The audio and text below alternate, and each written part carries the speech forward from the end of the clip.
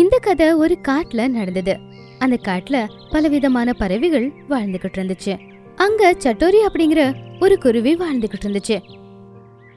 அந்த குருவிக்கு மாம்பழம் அப்படின்னா ரொம்பவே பிடிக்கும். போனி குருவி, எனக்கு மாம்பழம் சாப்பிடணும்னு ரொம்பவே ஆசையா இருக்கு. அக்க பக்கத்துல இருக்கிற எல்லா மரங்களையும் மாம்பழம் காலியாயிடுச்சு. நம்ம எங்கேயாவது தூரத்துல இருக்கிற காட்டுக்கு போய் பார்க்கலாமா? அங்க மாம்பழம் இருக்கலாம்ல.